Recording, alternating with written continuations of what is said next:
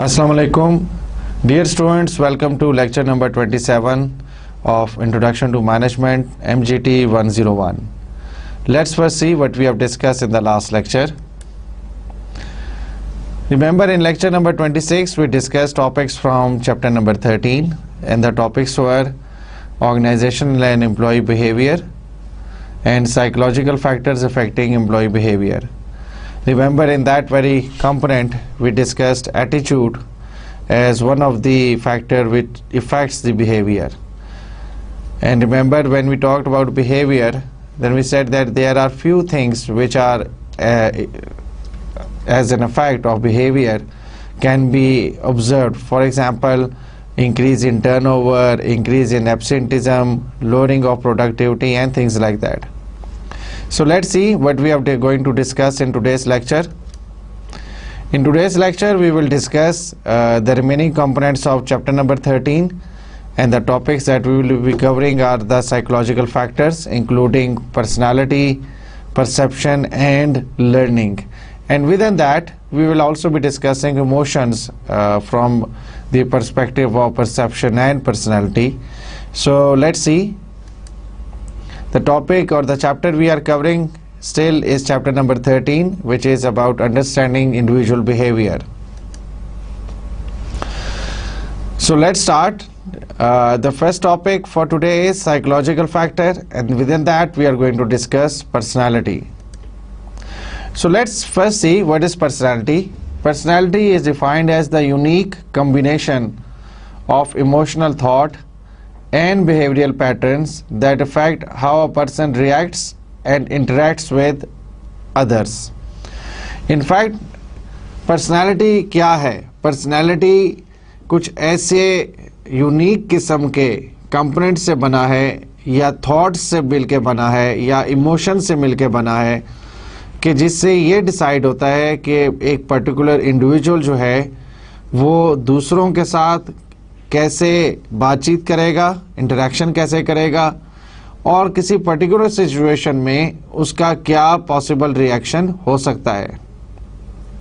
सो personality जो है वो कोई एक चीज़ नहीं है, rather it's a combination of thoughts, it's a combination of emotions, and it's a combination of behavioural patterns जो आपको किसी पर्टिकुलर पर्सन की पर्सनैलिटी में नज़र आते हैं. जैसे कि अक्सर आप कहते हैं कि जी ये शख्स जो है, ये इसकी पर्सनालिटी बहुत जो है वो काम है, यानी बहुत ज़्यादा जो है वो जैसे भी हालात हों उसके अंदर बड़ा जो है वो कामनेस के साथ और चीज़ों को टैकल करता है. कुछ लोगों की पर्सनालिटी जो होती है वो आपको एग्रेसिव नज़र आती है, यानी कि जब भी आप उनसे बातचीत करेंगे उनकी जो थॉट्स हैं, या जो उनकी बिहेवियर है, या जो उनकी जो इमोशंस हैं वो आपको कुछ एग्रेसिव सी नज़र आएंगी. सो पर्सनालिटी क्या है? पर्सनालिटी जो है वो कॉम्बिनेशन है इमोशंस का, थॉट्स का और बिहेवियर का. और ये क्या चीज़ डिसाइड करती है? ये डिसाइड करती है कि कोई शख्स कैसे किसी कंडीशन में रिएक्ट करेगा और कैसे वो जो है लोगों के साथ इंटरेक्शन करेगा. So it's a combination of emotions, thinking and behaviour, and it then decides how a person reacts and interact with others. That is basically what is the definition of personality.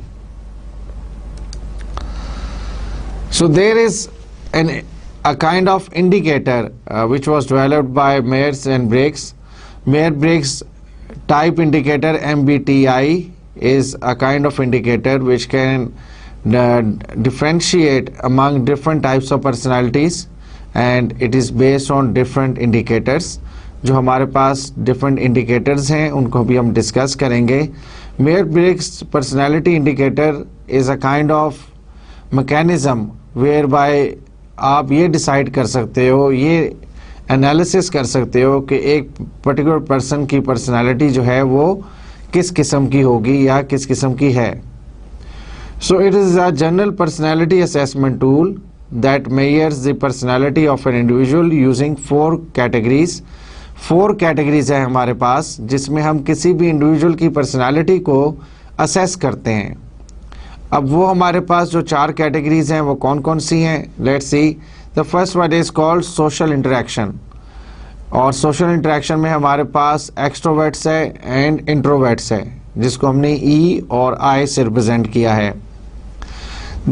Dear students, extroverts वो लोग होते हैं कि जो open होते हैं, यानी जो कुछ उनके जहन में है, जो कुछ उनके ख्यालात है, जो कुछ उनके दिल में है, they openly discuss and at the same time they like to meet people. लोगों में घुल मिलना उनको अच्छा लगता है, लोगों से बातें करना और जो उनकी थॉट्स हैं उनको शेयर करना उनको अच्छा लगता है। So they are open extroverts.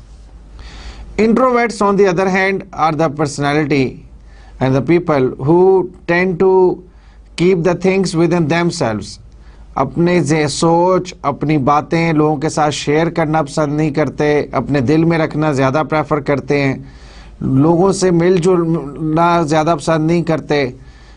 ऐसे आपको घर में भी कुछ अपने दोस्त या घर के लोगों में ऐसे लोग नज़र आएंगे कि जो नॉर्मली खामोश होते हैं या अलहदा रहना, तन्हाई पसंद भी होते हैं और ज़्यादा मिलना जुलना पसंद नहीं करते लोगों से। So we have categories of personalities.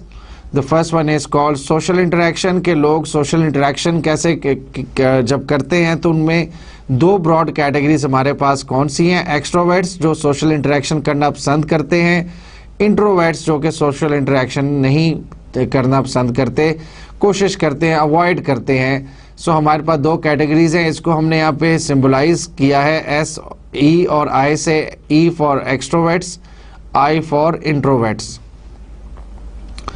Number 2 category है हमारे पास प्रेफरेंस फॉर गैदरिंग डेटा, और प्रेफरेंस फॉर गैदरिंग डेटा में कुछ हमारे पास ऐसी पर्सनालिटीज़ होती हैं कि जो प्रोब करना पसंद करते हैं, जो किसी भी हालात में हो अगर तो वो इन्फॉर्मेशन को गैदर करना पसंद करते हैं या खोज में लगे रहते हैं इन्फॉर्मेशन की।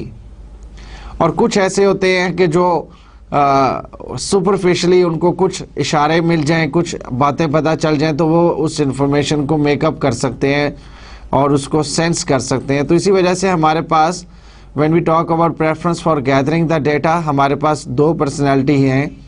वन इज सेंसिंग, जिसको हमने एस से रिप्रेजेंट किया है, और इंट्यूटिव जिसको हमने एन से रिप्रेजेंट किया है। तो सेंसिंग है और इंट्यूटिव है। इंट्यूटिव का मतलब जो सोच विचार करते हों, जो थिंकिंग करते हों, और सेंसिंग जो है वो सिर्फ और सिर्फ जो है इंफॉर्मेशन को सेंस करते हैं, यानी जैसे ही उनको कोई चीज़ पता चलती है तो वो फ़ौरन जज कर लेते हैं। लेकिन कुछ ऐसे होते हैं जिनको इंफॉर्मेशन गैदर करने के लिए सोचना पड़ता है या सोच विचार करते हैं। सो वी हैव समवंस के जो इंफॉर्मेशन को एज इट इज़ जैसे उनको मिलती है उसको एक्सेप्ट कर लेते हैं, गैदर कर लेते हैं, और कुछ ऐसे होते हैं जो उसके ऊपर सोच विचार करते हैं, थिंकिंग करते हैं। So we have sensing and intuitive. Sensing को एस से रिप्रेजेंट किया गया है और इंट्यूटिव को एन से रिप्रेजेंट किया गया है यहाँ पे। फिर हमारे पास है preference for decision making. Preference for decision making में we have thinking and we have feeling. यानी जब भी आप पर्सनालिटीज़ को देखते हैं तो कुछ ऐसी पर्सनालिटीज़ आपको मिलेंगी कि जब भी उन्होंने कोई डिसीजन लेना हो तो वो अपने फीलिंग्स पे बेस करते हैं, यानी जो दिल की सुने, और कुछ ऐसे होते हैं जो दिमाग की सुने यानी थिंकिंग करें। So then we have feeling और थिंकिंग के जब भी कोई डिसीजन आप ले रहे हो तो आपको कुछ ऐसी पर्सनालिटीज़ मिलेंगी कि जो लॉजिकली जो उनको अच्छा सही लगेगा, जो उनका दिमाग, उनका जहन, उसकी सोच उनको सही बताएगी या कहेगी, वो उस चीज़ को ऑप्ट करेंगे। So we have on the other hand कुछ ऐसी पर्सनालिटीज़ भी आती हैं कि वो वही काम करते हैं जो उनका दिल में आ रहा होता है, जो उनका दिल चाहता है वो करते हैं। May be it's not that logical enough, but जो उनका दिल कह रहा होता है वो उसको फॉलो करते हैं। So now we have two categories more, and that is based on preference for decision making. So preference for decision making में हमारे पास दो कैटेगरीज हैं, एक है फीलिंग और एक है थिंकिंग। फीलिंग को हमने एफ से रिप्रेजेंट कर रहे हैं यहाँ पे, और थिंकिंग को हम जो है वो टी से रिप्रेजेंट कर रहे हैं। अब उसके बाद है style of decision making. Style of decision making में परसेप्टिव है और जजमेंटल है। परसेप्टिव का मतलब है कि बेस्ड ऑन परसेप्शन, और judgemental means based on the judgement. अब दोनों में डिफरेंस ये है कि परसेप्शन का मतलब ये है कि जो आपके जहन में एक खाका बना, कोई आपने बात सुनी, कोई आपने इशू सुना और उसके ऊपर आप डिसीजन देना लगे हैं, तो दो स्टाइल्स आपको नज़र आएंगे। एक जो जिसके जहन में आई बात, जो उसके जहन में बेस्ट उसको लगा, उसने उस पर डिसीजन दे दिया, या जो जहन में इमेज क्रिएट हुआ उसने उस पर डिसीजन ले लिया। जजमेंटल ये है कि जो जज करे, यानी पहले हर ऑप्शन को, हर इशू को क्लियरली सुने, अंडरस्टैंड करे, उसके मेरिट्स डीमेरिट्स को अंडरस्टैंड करे और फिर डिसीजन ले कि ये डिसीजन वैलिड होना चाहिए, इसको लेना चाहिए कि नहीं लेना चाहिए। So we have two kinds of decision making styles over here. We have perceptive or judgmental. Perceptive means based on the perception, based on the idea, whatever there is in the mind. So whatever comes into the mind, they decide upon it कि ठीक है, हाँ ये ठीक लगता है। But then judgmental means you need to listen, you need to understand the issue at hand, then they decide upon it, looking at all the positives and negatives or issues, and then they decide. And that is called judgmental. So we have P for perceptive and J for judgmental. So Myers-Briggs type indicator MBTI किसी भी personality को 4 categories में analysis करता है। पहला आपने category देखी जिसमें हमने सोशल इंटरेक्शन को बेस बनाया और हमने कहा कि इसमें एक्सट्रोवर्ट्स हो सकते हैं और इंट्रोवर्ट पर्सनालिटी हो सकती है। फिर हमने प्रेफरेंस फॉर गैदरिंग डेटा पे बात की और हमने कहा कि इसके अंदर भी 2 पर्सनालिटीज़ हो सकती हैं, एक जो सेंसिंग हो और दूसरी इंट्यूटिव। फिर हमने बात की प्रेफरेंस फॉर डिसीजन मेकिंग और हमने कहा कुछ लोग फीलिंग्स पे बेस्ड डिसीजन करते हैं, कुछ थिंकिंग पे जाते हैं। So we have 2 categories, feeling and thinking. और फाइनली हमने देखा कि what could be the preferable style for decision making. तो उसमें हमने कहा कि there could be 2 styles, one is the perceptive decision making style and the other one is the perceptive and the other one is judgmental decision making style. अब हम इन तमाम जो चीज़ें हमने अभी पढ़ी हैं कुछ इनको थोड़ा सा आगे भी देखेंगे, but then we have a new model which is called the Big 5 model. अब ये Big 5s हैं क्या? The first one is the extraversion. Extraversion means the same kind of extroverts. Extraversions means the category of personalities or persons who are sociable, who are talkative and assertive.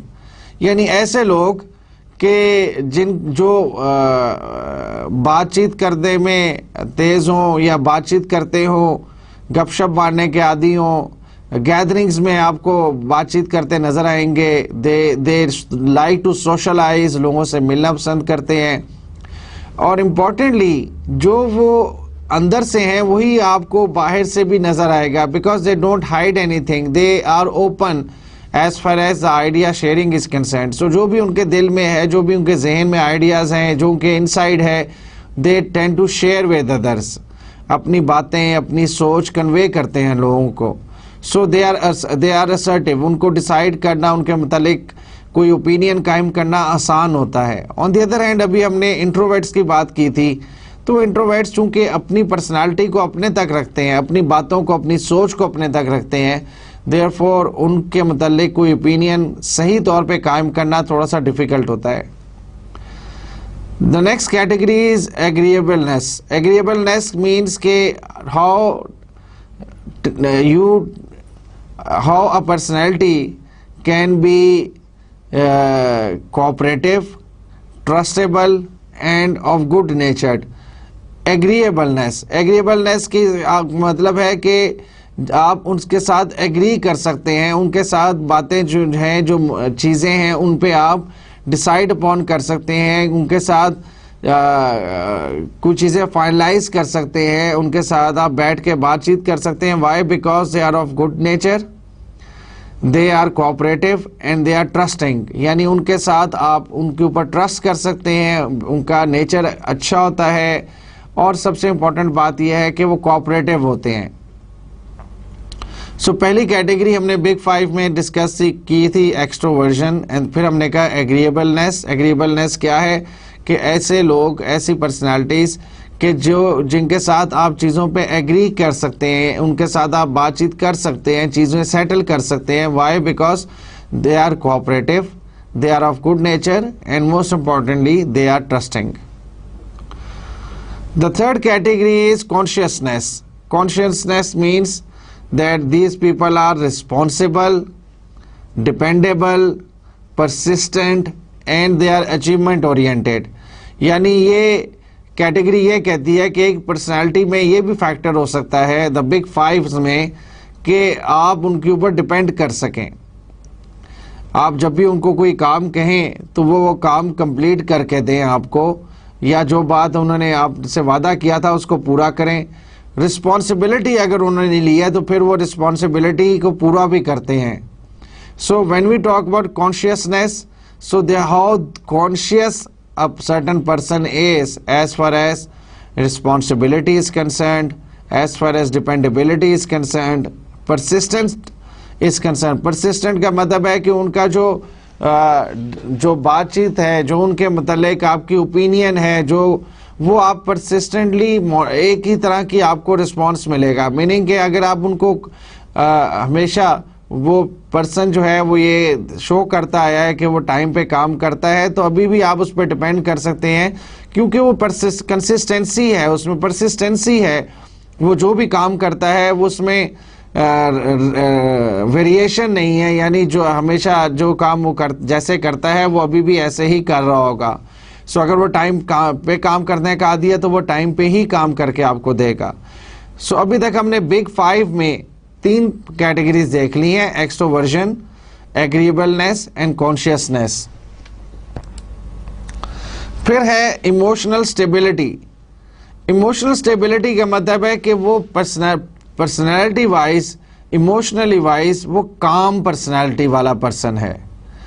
ये नहीं है कि आप हर वक्त उसका अचानक उसको गुस्सा चढ़ जाता है, अचानक the person starts to feel an anger and suddenly he cools down and then again he starts to boil inside and then he starts shouting on everyone. So ये पर्सनैलिटी जो है वो कंसिस्टेंट नहीं है, ये स्टेबल नहीं है emotions उसकी. Emotional stability means that the person should be calm, he must be enthusiastic as far as the tasks are concerned, secure or tense, nervous and insecure. So emotional stability में हम ये बात करते हैं कि जो भी पर्सन हो उसको काम हो, वो enthusiastic है, उसमें वो हर वक्त टेंशन में नहीं रहता, अगर रहता है तो फिर वो भी हम उसको देखेंगे. सो ये कैटेगरीज में हम आगे फर्दर चीज़ें देखेंगे. But then when we talk about emotional stability, तो how stable emotionally is a certain person, वो हम इस कैटेगरी में देखते हैं कि क्या वो बहुत ज़्यादा टेंस तो नहीं रहता, क्या वो बहुत ज़्यादा नर्वस तो नहीं रहता, क्या वो बहुत ज़्यादा इनसिक्योर तो नहीं है, यानी वो हर वक्त जो है वो लोगों से बातचीत करने से कतराता है, इंटरेक्शन करने से कतराता है. And finally what about the openness to experience. कुछ लोग होते हैं कि जो नए काम को करने से कतराते हैं, डरते हैं. So when if you talk about a certain person who is always ready to take up challenges, जो न्यू असाइनमेंट्स के बारे में हमेशा एंथुजियास्टिक नज़र आए आपको, नए काम करने के लिए, नए असाइनमेंट्स को करने के लिए, ऐसे काम करने के लिए जो चैलेंजिंग हो, तो हम कहते हैं the person is open to experience. So if the person is imaginative, artistically sensitive and intellectual and open to take challenges, new assignments, तो हम कहते हैं the person is open to experience. तो हमें बिग फाइव मॉडल में जो big five model में जो 5 कैटेगरीज हमें नजर आई, वो उसमें एक्सट्रोवर्जन है, एग्रीएबलनेस है, कॉन्शियसनेस है, इमोशनल स्टेबिलिटी है, और फाइनली हमने देखा openness to experience.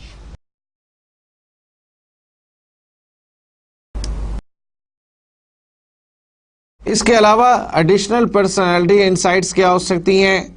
The first one is called locus of control.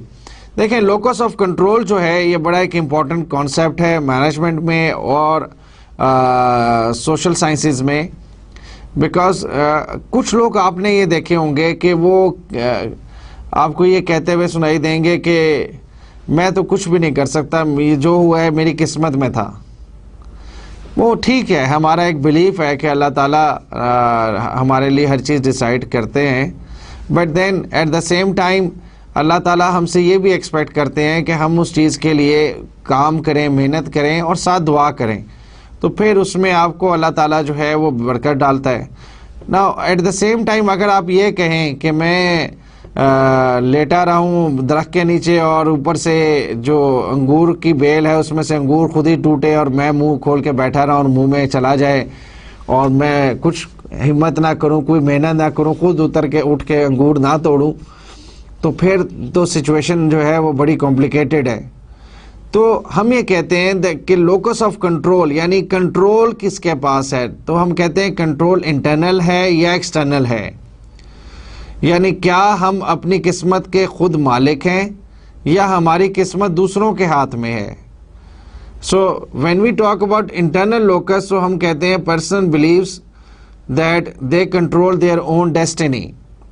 अगर हम ये समझें कि हम मेहनत करेंगे तो हमें उसका अल्लाह ताला अजर देगा, हम मेहनत नहीं करेंगे तो नहीं देगा, मेरी किस्मत मेरे हाथों में है, मेरी तकदीर मेरे हाथों में है, मैं जैसे मेहनत करूँगा अपनी तकदीर बनाऊँगा. That is what we call as locus of control, but that is internal locus. External locus क्या है? When a person believes that whatever happens to him is because of the luck and or chance and because of the uncontrollable effects of the outside forces. यानी कि अगर एक शख्स ये सोचने लग जाए कि जी मेरे साथ जो कुछ हो रहा है या मेरे साथ जो कुछ हो रहा है मैं मेहनत क्यों करूं, क्योंकि मेरे साथ तो हमेशा ही बुरा होता है, मुझे एफर्ट करने की कोई ज़रूरत नहीं है, मेरी तो किस्मत ही ऐसी है, वट एवर आई डू मेरे लिए हमेशा चीज़ें जो हैं वो गलती होती हैं. क्यों? क्योंकि मैं उस वक़्त ये सोच रहा हूँ कि मेरे हाथ में कुछ नहीं है, मेरी तकदीर मेरे हाथों में नहीं है, बाहर की जो फोर्सेस हैं, जो मुआशरा है या जो सोसाइटी है या जो गवर्नमेंट है या जो बाहर की फोर्सेस हैं, वो मेरी किस्मत डिफाइन कर रही हैं, मेरे साथ तो वही जो कुछ चाहती हैं वो होता है, मैं तो कुछ भी नहीं कर सकता. So when we talk about personality, तो आपको 2 किस्म की पर्सनैलिटीज़ मिलेंगी as far as the locus of control is concern. One which thinks that they have an internal locus, that means they are they can define their own destiny, that their destiny is in their hands. And then we have external locus, where the person believes that the person can't do anything because the things which are being happening to him are because of some outside forces, and that person feels that he or she does not have any control on their destiny. So we have now locus of control as a personality insight or trait, और हम उसमें देख रहे हैं कि we have internal locus and we have external locus.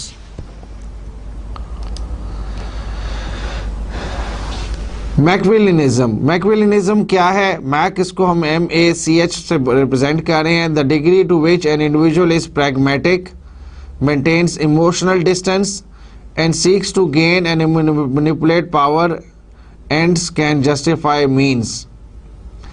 कि मैकियावेलिज्म क्या है कि एक इंडिविजुअल जो है, जो पर्सन है, वो लोगों से इमोशनली कोई डिस्टेंस मेंटेन करे और जो है पावर की बात करें, रोब दबदबे की बात करें, और in fact ends can justify means, यानी वो ये कहे कि मैंने जो एंड्स अचीव किए हैं, जो मैंने अचीव कर लिया है वो इम्पॉर्टेंट है, उसके लिए बेशक मैंने जो है गलत मीन्स चूज़ किए थे तो वो भी जस्टिफाइड हैं, क्योंकि जो काम करना था वो अचीव हो गया है। मेंस जो मीन्स हैं वो भी ऑटोमेटिकली जस्टिफाइड हैं, क्योंकि एंड जो है जो हमने अचीव करना था वो जस्टिफाइड है।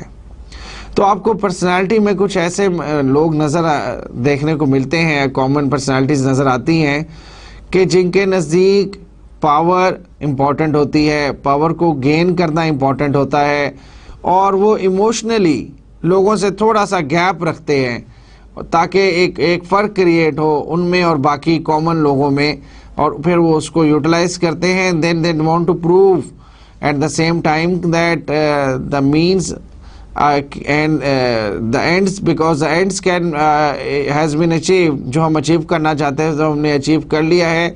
So therefore whatever the means we have utilise for it, they are also justified. Then we have self esteem. Self esteem क्या है? The degree to which people like or dislike themselves.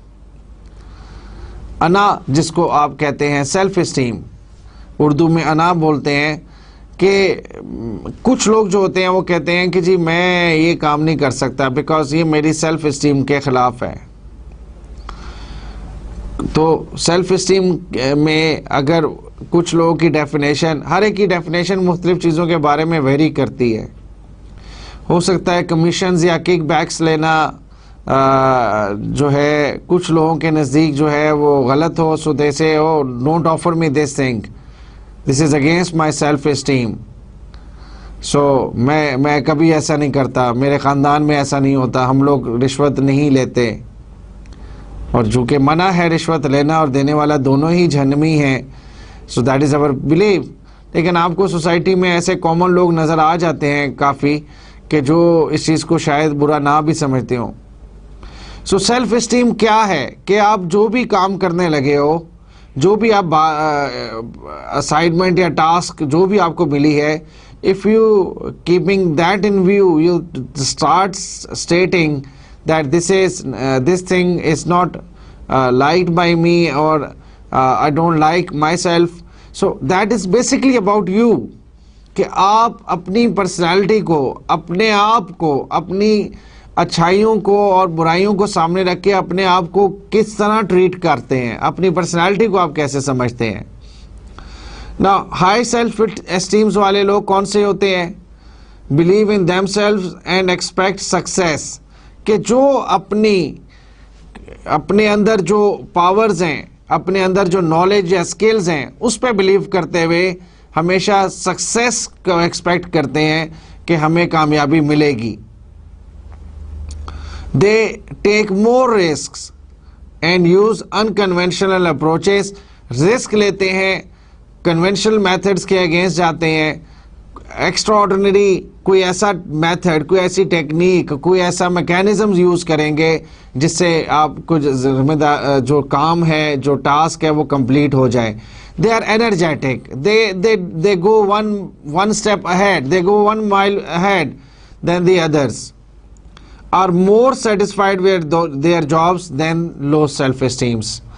और ऐसे लोग आपको जो energetic होते हैं, जो अपने मुतालिक एक अच्छी ओपिनियन रखते हैं, जिनको अपने स्किल्स पे, अपने नॉलेज पे भरोसा होता है, और जो कोई भी काम करने के लिए हर वक्त रेडी रहते हैं, एक्सपीरियंस करने के लिए रेडी रहते हैं, ऐसे लोग अपनी जॉब से ज़्यादातर सेटिस्फाइड नज़र आएंगे आपको।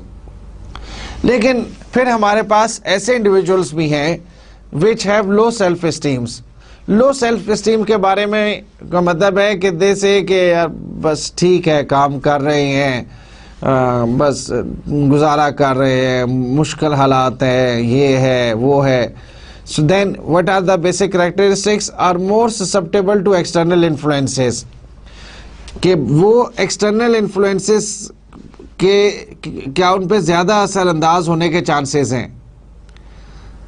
फॉर एग्जाम्पल, यार मुल्क की हालात ही अच्छे नहीं हैं, यार इकॉनमी का बेड़ा गर्क हो गया है, पता नहीं काम करने को दिल नहीं करता है, हालात बहुत है बाहर बुरे, ये है वो है, कि वो इन्फ्लुएंस लेते हैं उनसे। क्यों? क्योंकि उनको अपने स्किल्स पे, अपने नॉलेज के ऊपर कोई भरोसा नहीं होता। They have lowest self esteem, उनको अपने ऊपर दे भरोसा नहीं है। They don't depend upon themselves, they depend on positive evaluations from others. और वो सिर्फ किस चीज़ पे डिपेंड कर रहे होते हैं कि दूसरे उनको बकअप करें, दूसरे उनको कहें बहुत अच्छा काम किया आपने, तो वो एकदम खुश होते हैं। लेकिन सेल्फ एस्टीम वाला जो बंदा होता है, वो हमेशा उसको पता होता है कि मैं जो काम कर रहा हूँ, मेरा काम मेरी रिकग्निशन बनेगा, मुझे दूसरों से रिकग्निशन लेने की ज़रूरत नहीं है। क्यों? क्योंकि जो मैं काम कर रहा हूँ, मेरा काम ही मेरी रिकग्निशन है। Low self esteem people are more prone to confirm than high self esteems. और ऐसे लोग जो होते हैं, आपको नज़र आएगा कि वो ज़्यादातर ऐसे लोग होते हैं जो एनवायरनमेंट में जो सिस्टम है उसको एग्री करते हुए, उससे उसके रूल्स रेगुलेशन में, उसकी कंडीशंस में, कंस्ट्रेंट्स में को फॉलो करते हुए नज़र आएंगे। चैलेंज नहीं करते, अपनी करंट स्टेटस को मेंटेन रखने के बदले हमेशा रहते हैं कि जैसे चल रहा है बस ठीक है। They don't try to challenge it. Why? Because they don't have. देखें, एक पर्सन है, अगर उसमें अच्छी पॉजिटिव सेल्फ एस्टीम है और हाई सेल्फ एस्टीम है, तो वो जो उसको काम दिया जा रहा है वो कर रहा है, और वो चाह रहा है कि उसका काम रिकग्नाइज हो और वो रिकग्निशन उसको मिल रही है। लेकिन उसको कोई चैलेंज नहीं है। चैलेंज इस सेंस में कि अगर उसको यहाँ पे इस ऑर्गेनाइजेशन में रिकग्निशन नहीं भी मिल रही या नहीं मिलती, तो वो अपनी ऑर्गेनाइजेशन छोड़ के किसी और ऑर्गेनाइजेशन में भी जाएगा तो वो कामयाब रहेगा, क्योंकि उसको एक इंटरनली कॉन्फिडेंस है, और वो कॉन्फिडेंस उसको उसकी सेल्फ एस्टीम की वजह से मिल रहा है। लेकिन व्हेन हम बात करते हैं लो सेल्फ एस्टीम इंडिविजुअल्स की, तो वो जनरली कोशिश करते हैं कि जैसे ही इन्वायरमेंट में वो काम कर रहे हैं, स्टेटस को मेंटेन रहे, हम बाहर जाएंगे तो काम नहीं मिलेगा, या ऐसा हो जाएगा वैसा हो जाएगा। Because why? Because they don't have any confidence on themselves. So that is what self esteem is about. फिर है सेल्फ मॉनिटरिंग। सेल्फ मॉनिटरिंग क्या है? An individuals ability to adjust his or her behaviour to external situational factors. Self monitoring के they keep on monitoring themselves, अपने आप को monitor करते रहते हैं, और अपना बिहेवियर, अपने इमोशंस या बिहेवियर कह लें ऑन द ओवरऑल, उसको एडजस्ट करते हैं एनवायरनमेंट के हिसाब से। इसका मतलब ये है कि अगर एनवायरनमेंट उनसे डिमांड कर रही है, अगर एक्सटर्नल और सिचुएशनल फैक्टर्स डिमांड कर रहे हैं कि they need to show some kind of energy, they need to work hard, तो वो वैसा करते हैं और बिहेवियर अपना शो करते हैं जिसमें वो कोऑपरेटिव नज़र आते हैं, एनर्जेटिक नज़र आते हैं। बट अगर उनको नज़र आता है कि वी आर, और उनको अगर नज़र आता है कि कुछ स्किल्स हमें लैक कर रहे हैं, तो वो कोशिश करते हैं कि वो स्किल्स अपने आप अंदर पैदा करें। So we have now high self monitors, they are sensitive to external cues and behave differently in different situations, कि जो एनवायरनमेंट के मुताबिक अपना जो बिहेवियर है उसको ट्यून करते हैं। अगर एनवायरनमेंट उनसे डिमांड कर रही है कि उनको काम मेहनत से करके, इफ़ेक्टिवली करके, टाइमली करके दिखाना है, और टाइम रिक्वायर्ड है, टीम वर्क रिक्वायर्ड है, तो वो ऐसा ही करके दिखाएंगे। अगर रिक्वायर्ड है कि इंडिविजुअली एक काम मुकम्मल करना है, एक टास्क कंप्लीट करनी है, नॉर्मल एफर्ट रिक्वायर्ड है, तो वो ऐसा करते हैं। अगर वो रिक्वायर्ड है कि कुछ नए स्किल्स अब अपने आप में लेके आ रहे, तो उसके मार्केट में डिमांड है या नए प्रोजेक्ट में रिक्वायरमेंट है, तो वो ऐसा करेंगे। Can present contradictory public persona and private selfs impression management. They can to some extent, they have a tendency कि वो लोगों को थोड़ा सा कंफ्यूज भी कर सकते हैं, in a sense that they can portray different images under different situations, के डिफरेंट इमेजेस हैं उनके लोग कभी उनको ये समझते हैं कि it's a very hard working personal, but then may be at some instance वो इतनी हार्ड वर्क नहीं करके दिखा रहा होता, तो they tend to be, why, because they keep on monitoring the environment, और जैसे उनको जो रिस्पॉन्स मिल रहा होता है उसके मुताबिक वो अपनी एफर्ट करते हैं। लो सेल्फ मॉनिटर्स क्या है? They do not adjust their behaviour to the situation. जैसे उनका बिहेवियर है वैसे ही चलेगा।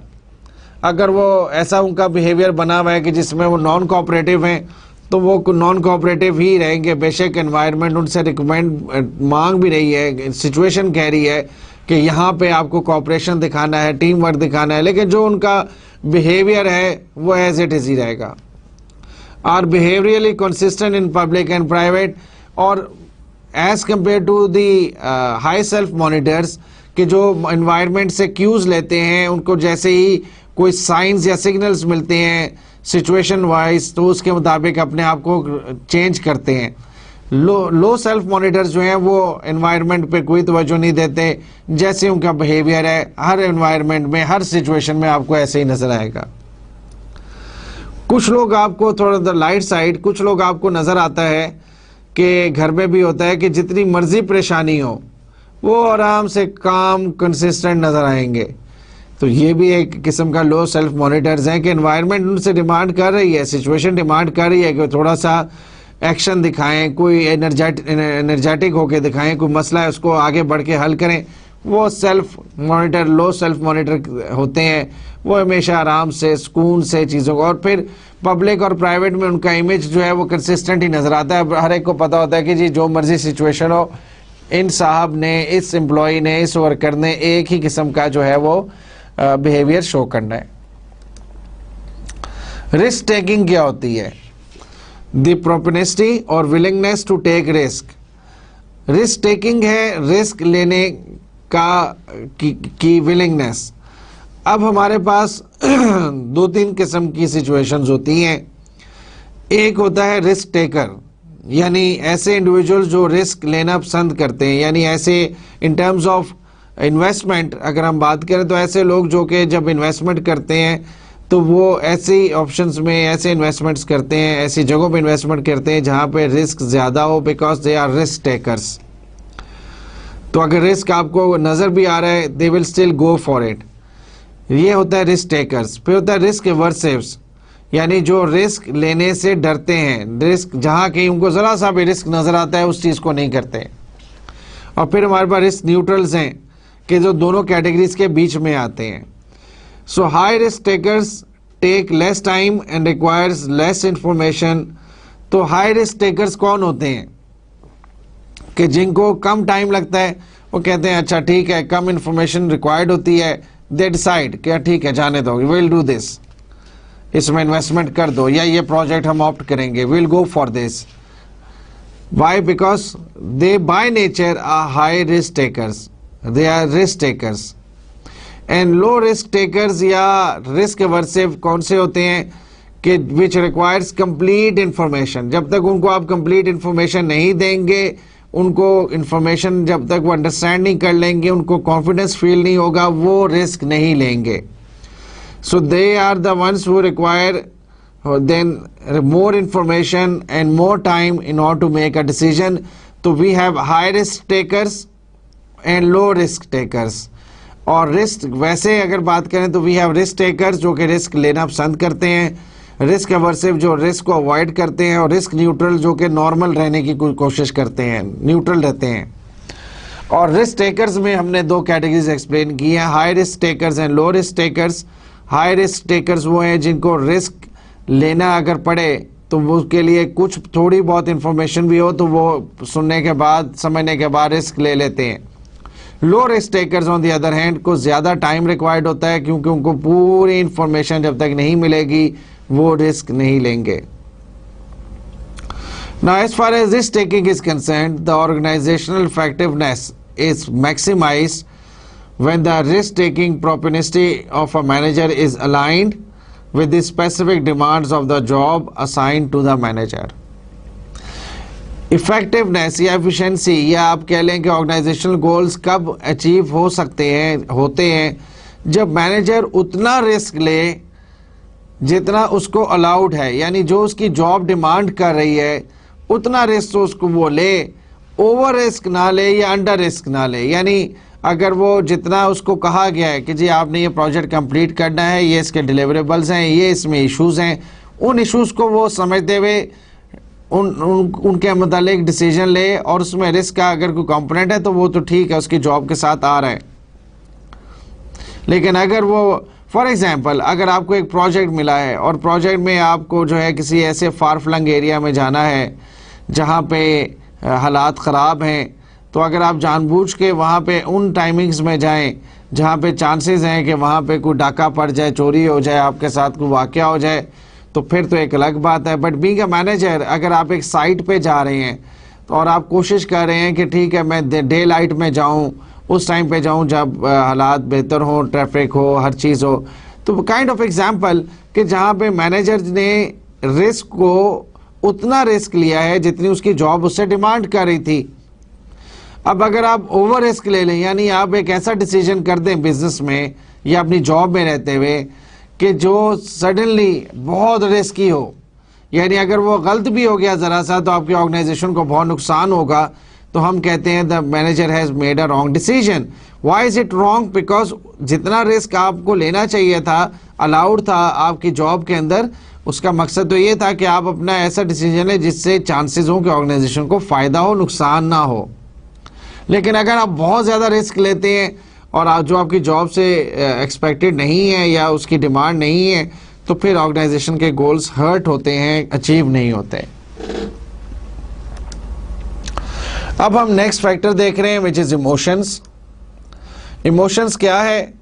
Intense feelings meaning reactions that are directed at specific object, someone or something. Feelings, intense feeling यानी something which is coming inside from you, और किसी चीज़ को देख के या किसी पर्सन को देख के जो आपका एक रिएक्शन होता है, that is what we call as emotions. For example anger, गुस्सा आ जाता है, ये एक इमोशन है। स्माइल आ जाती है चेहरे पे, that is an emotion. Sadness है, फियर है, हैप्पीनेस है, सरप्राइज है, डिस्गस्ट है। So all of these are different emotions जो आप कन्वे करते हैं as a reaction when you meet someone or you are into a certain condition or situation. For example, कुछ लोग जो है वो छिपकलियों से या बिल्लियों से, कुत्तों से डरते हैं, जैसे नजर आएंगे एकदम they will be afraid like this. So इस तरह एक इमोशन शो करना, एक रिएक्शन शो करना to a certain situation or to a certain person is what we call as emotions. अब इमोशनल इंटेलिजेंस क्या है? EI. Emotional intelligence is the ability to notice and to manage emotion cues and information. यानी emotional intelligence क्या है? ये एक scale है जिसपे आप जैसे इसका एक और आता है इमोशनल कोशेंट, EQ भी होता है।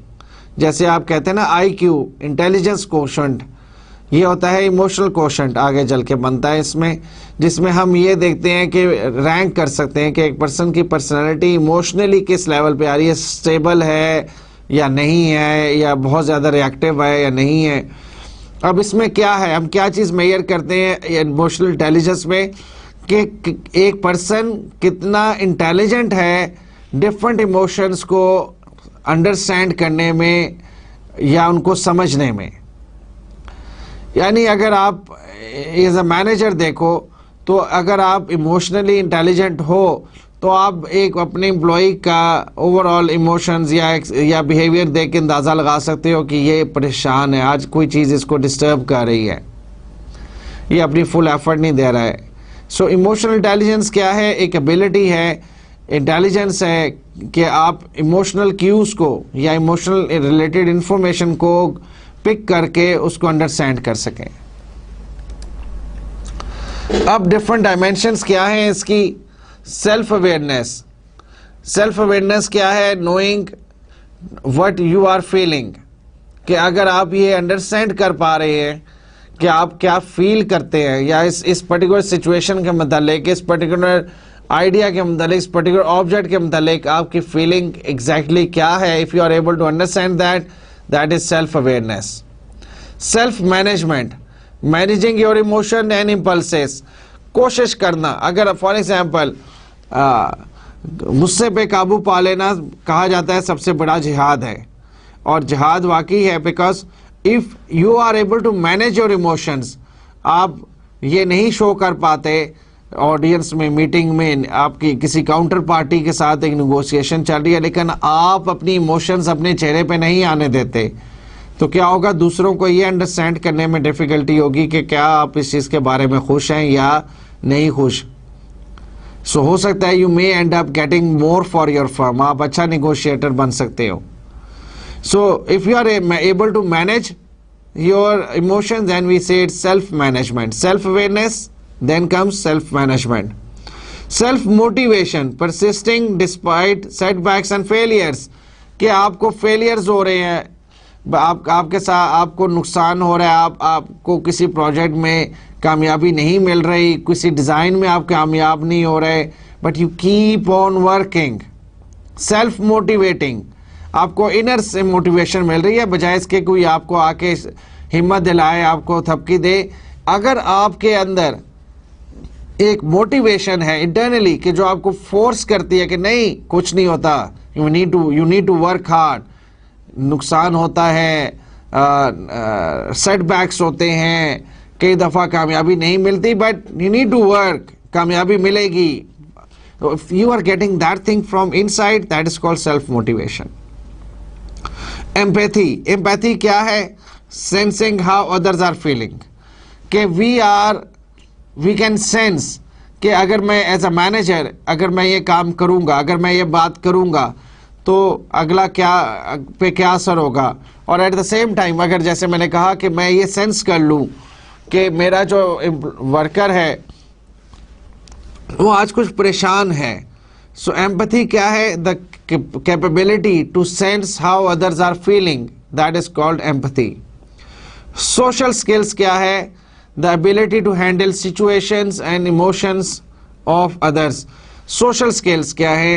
Social skills का मतलब ये है कि अगर अगला परेशान है तो उसको थोड़ा सा काउंसल करना, उसको थोड़ा सा उससे बातचीत करना, उसकी परेशानी को सुनना, उसको कोई अच्छी बात बताना, कोई गाइडेंस देना, कोई these are social skills.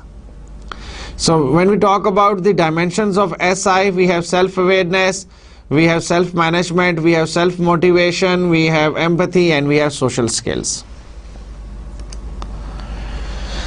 अब हम डिफरेंट पर्सनालिटीज़ को और उनके डिफरेंसेस को कैसे अंडरस्टैंड कर सकते हैं? We have a personality job fit theory. Holland का ये थ्योरी है, हॉलैंड ने एक थ्योरी प्रेजेंट की थी, and that is called personality job fit theory, which says that an employee's job satisfaction and likelihood of turnover depends upon the compatibility of the employee's personality and occupation. चार चीजें, keywords इसमें चार हैं: job satisfaction, turnover, personality and occupation. ये theory ये कहती है कि अगर किसी की personality, the type of occupation जिसमें वो काम कर रहा है, पेशे से जिस जॉब में वो है, अगर उसकी पर्सनालिटी और उसकी जो ऑक्यूपेशन है वो मैच करता है, तो फिर जो चांसेस हैं जॉब सेटिस्फैक्शन के और टर्नओवर के, वो इसी चीज़ पे डिपेंड करेंगे। अगर मैच है पर्सनालिटी का और ऑक्यूपेशन का, अगर मैच है तो फिर जो टर्नओवर के चांसेस हैं वो लो होंगे और सेटिस्फैक्शन हाई होगी जॉब से। अगर पर्सनालिटी का और ऑक्यूपेशन का मिसमैच है तो आपको ऐसे इंडिविजुअल्स मिलेंगे जिनका टर्नओवर हाई होगा और इंडिविजुअली वो अपनी जॉब से सेटिस्फाइड नहीं होंगे। फॉर एग्जाम्पल, अब एक एज अ डॉक्टर ऐसा पेशा है कि जिसमें वी एक्सपेक्ट कि जो पर्सन हो वो काम हो, वो अच्छे बातें करने वाला हो, प्लेजेंट हो, पर्सनालिटी वाला हो। वो अगर बच्चों का डॉक्टर है स्पेशली, तो अगर वो बातचीत अच्छे तरीके से करता है, उसका रवैया लोगों के साथ है अच्छा, तो that is where the basic demand of a doctor is.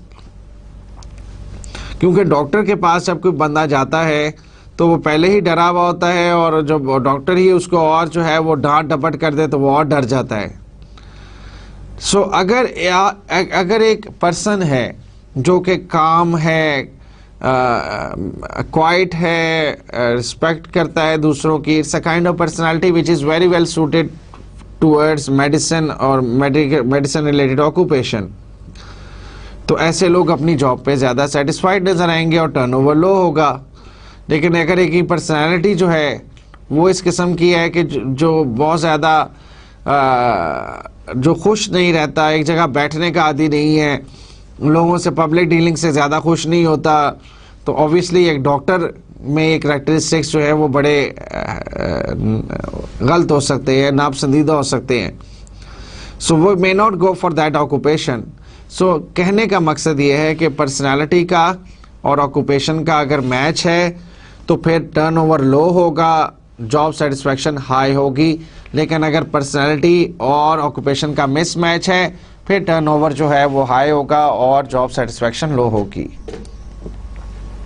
की points of this theory are that there are differences in personalities, लोगों की पर्सनालिटीज में डिफरेंस होता है, and obviously there are different types of jobs also. Job satisfaction and turnover are related to the match between personality and job of an individual। यही मैंने explain किया अभी कि अगर पर्सनालिटी का और जॉब का, पर्सनालिटी का और ऑक्यूपेशन का मैच है तो फिर टर्नओवर लो होगा और सेटिस्फैक्शन हाई होगी। बट अदर वे अराउंड, अगर जॉब का या ऑक्यूपेशन का मिस मैच है पर्सनालिटी के साथ तो फिर आपको नज़र आएगा कि टर्नओवर हाई होगा और जो जॉब सेटिस्फैक्शन है वो लो हो जाएगी। अब हम परसेप्शन को देख रहे हैं कि perception as a psychological factor क्या है, इसको देखते हैं। परसेप्शन क्या है? A process by which individuals give meaning, reality to the environment by organising and interpreting their sensory impressions. Perception क्या है? खाका, इमेज, जहन में एक खाका या इमेज बनाना, परसेप्शन क्रिएट करना। अब वो परसेप्शन किन चीज़ों से, आपके सेंसरी इमेजेस से, सेंसरी ऑप्शन से आपको या इंप्रेशन से आपको मिल रहा है। आपके जो 5 सेंसेस हैं, the sense of touch, smell, listen, और ये जो 4-5 हमारे सेंसेस हैं, देखना, सुनना, टेस्ट करना, टच करना, स्मेल करना, इनसे हमारे जहन में एक खाका बनता है। So it could be about any object, it could be even about a person, about situation, के कुछ सिचुएशंस में आप जब होते हैं तो आप सर्टेन लेट से आप, अगर आपको कहीं पे ऑफिस में फॉर एग्जांपल एक हल्की सी कोई जलने की स्मेल आती है किसी चीज़ की, कॉशियस हो जाते हो आप, and you perceive कि हाँ पता नहीं आग ना कहीं लगी हो। That is one way. Another thing can be कि perception can be about a personality, कि आपको एक बंदा नज़र आता है, एक पर्सन, आप someone walks into your room और ऑफिस, इसने बहुत ही जीन पहनी हुई है, बाल उसके उड़े हुए हैं और उसने बड़ा कैजुअल सा आ रहा है, फ़ौरन ही आपकी परसेप्शन जो उस बंदे के मुतालिक बनेगी वो ये होगी कि यार he is not a kind of person who is dependable, ये बड़ा कैजुअल सा बंदा है, पता नहीं काम कर सकेगा नहीं कर सकेगा, आई डोंट थिंक कि ये टाइम पे काम करके देगा। Suddenly Y? बिकॉज आपने एक परसेप्शन क्रिएट कर ली which is based on the things जो आपने इंफॉर्मेशन गैदर किया थ्रू योर सेंसरी इमेजेस और सेंसरी ऑब्जेक्ट्स और इम्प्रेशंस, और उसके बेसिस के ऊपर आपने खाका बना लिया, एक इमेज क्रिएट कर लिया, एक परसेप्शन डेवलप कर ली है। Now, what are the different factors which tends to influence perception? We have the perceiver's personal characteristics, perceivers के अपने interest, for example biases and expectations, जो चीज़ें influence करती हैं perception को वो biasness भी है। For example, अगर मैं ये समझता हूँ I'm very biased in the sense कि I want everyone to be formally dressed in the office, और बट अगर कोई मेरे पास कैजुअली आ गया, आई डोंट नो, मैंने उससे पूछा नहीं कि आज तुम ऐसा क्यों है, मे बी उसके कोई इशू हो, मे बी वो सारी रात कहीं पे गया, उसकी गाड़ी ख़राब हो गई, ना is coming directly to office, और मे बी वो आज छुट्टी लेना चाहता था, just came to inform me, लेकिन मैंने सडनली एक इम्प्रेशन बिल्ड कर लिया because I am biased in a sense कि मेरा एक इम्प्रेशन है चीज़ों के बारे में कि when someone walks into my office must be formally dressed. The target's characteristics, distinctiveness, contrast and similarity. अगर जो कैरेक्टरिस्टिक्स हैं जो टारगेट्स के हैं, यानी if I am thinking about something और मैं चाहता हूं कि मुझे ये चीज़ें जो है अलहदा नज़र आएँ, ये चीज़ें मुझे क्लियर हों, और they also tends to affect my perception. Then situation और कॉन्टेक्स्ट फैक्टर्स, प्लेस, अगर प्लेस ऐसा है जो या टाइम, अगर someone calls you late at night and says कि सर मैं सुबह नहीं आ सकता, कि यार क्या हो गया, तुम सुबह ये बात नहीं कर सकते थे, so suddenly time is important, place is important. For example, if there is a meeting between you and someone else and that is taking place in a formal arrangement, तो आप कहोगे कि जी other organization जिसके साथ आपका meeting हुआ, they were very serious about this thing. And if it was a casual meeting, or let's say you were walking in the park और suddenly उसने कहा पार्क में walk करते हुए बात कर लेंगे, so may not be, maybe हो सकता है आप परसेप्शन उसके मुतालिक बनाओ कि is very casual, doesn't take things seriously, अपने बिजनेस डीलिंग्स को सीरियसली नहीं लेता। So location and these things tends to sometimes draw your attention away from the target, away from the person whom you are focusing, or from the issue which you are focusing.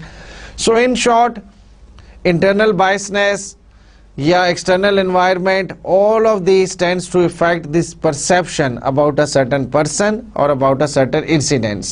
और perception, remember, एक image है जो built होता है आपके sensory impressions के से, जो आप build करते हैं किसी person के against मतलब या about certain object.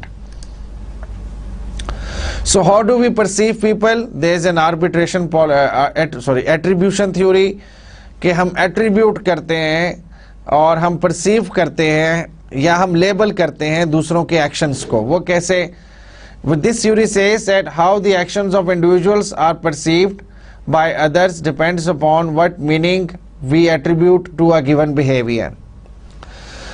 लेबल करना, एक किसी के बिहेवियर को हमने, जैसे मैंने एग्जांपल दिया कि someone walks into my office और उसने कैजुअली एक जीन पहनी हुई है, हेयर उसके कॉम्ब नहीं है और बिल्कुल कैजुअली है, सो मैंने उसके बिहेवियर को एक लेबल दे दिया, एट्रीब्यूट कर दिया, और उसके बाद मुझे जो कहीं भी, और लेट्स से बाय चांस वो वाकई वो कुछ कैजुअल एटीट्यूड वाला पर्सन निकल आया, और फिर मैंने एक इमेज बिल्ड कर लिया कि जब भी मेरे ऑफिस में कोई जीन पहने हुए वॉक करेगा, आएगा मुझसे मिलने, तो ये सारे के सारे कैजुअल बंदे ही होते हैं जो सुबह जीन पहन के आपके ऑफिस में आते हैं। So when you label a certain behaviour, when you label or give a certain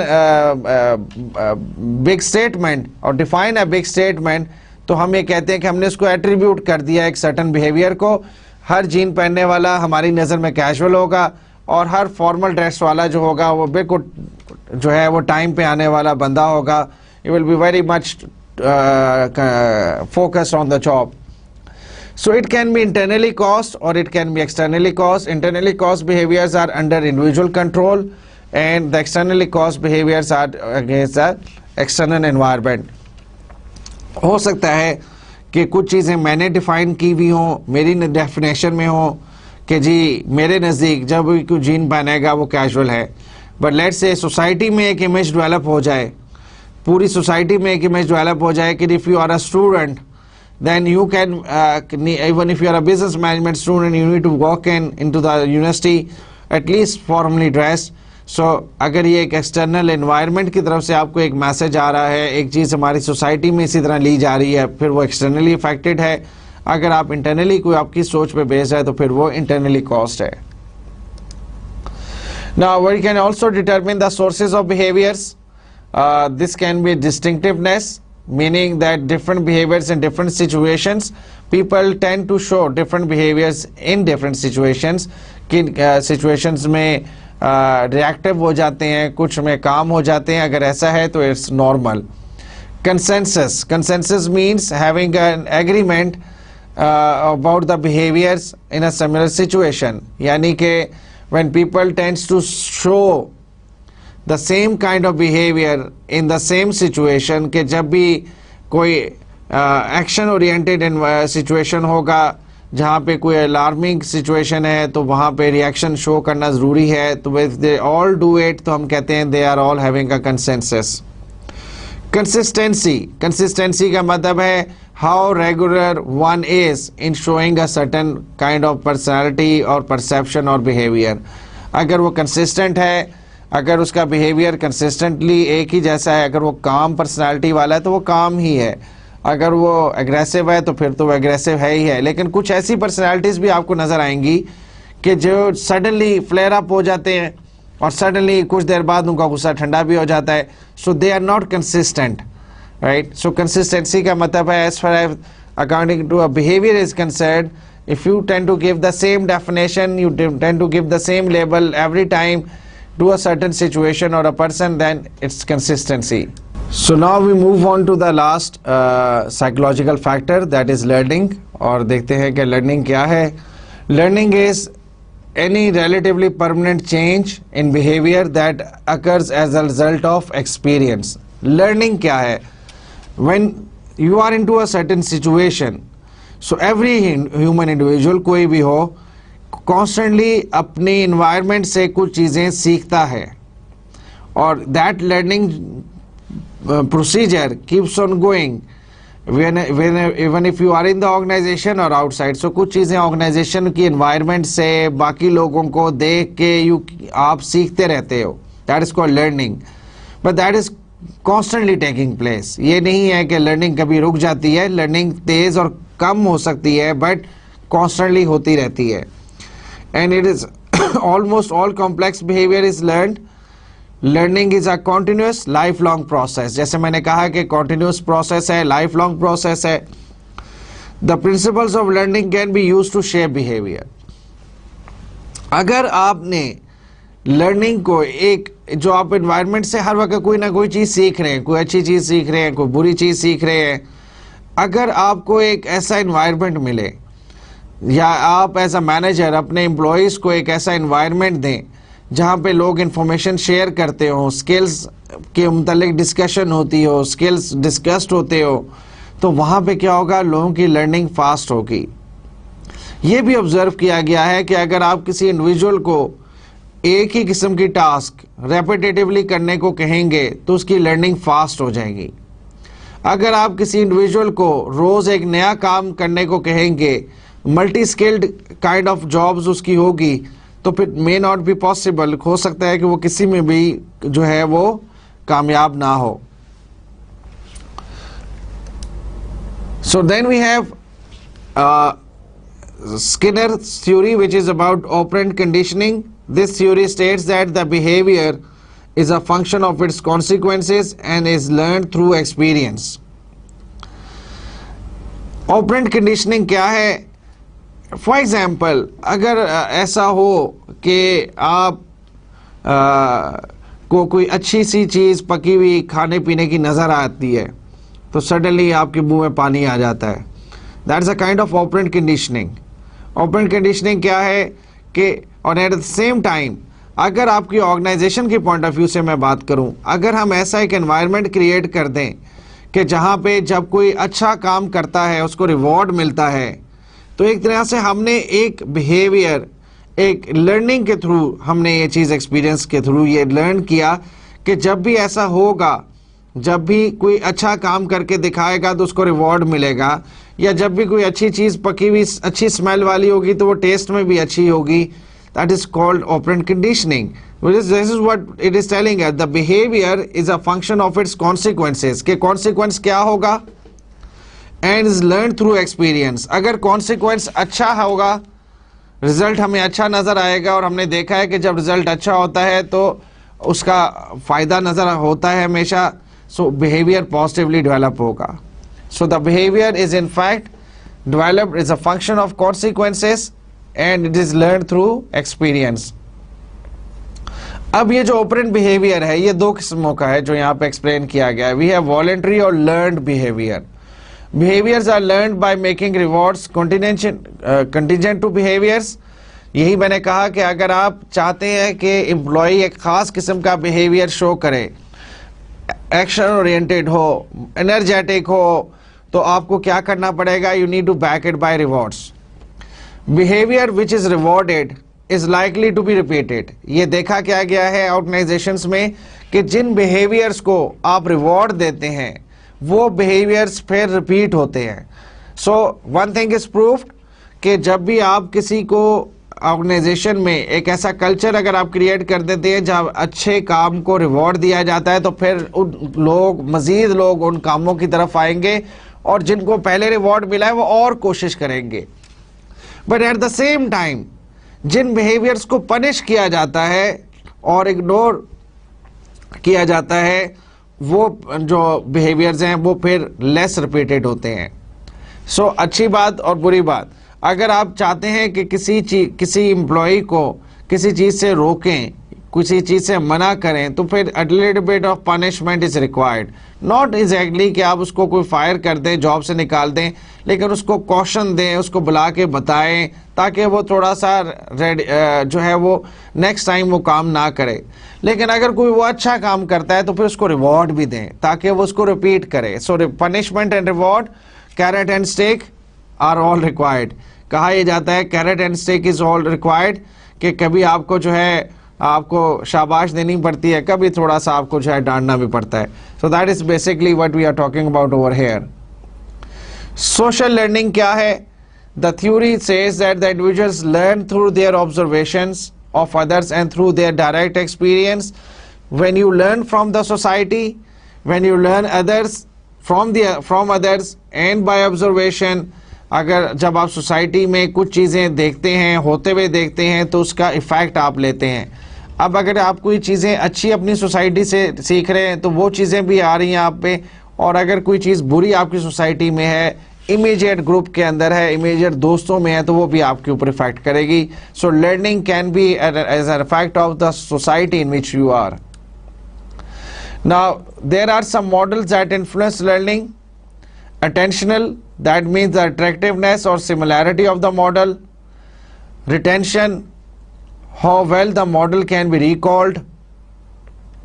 motor reproduction, the reproductibility of the models actions.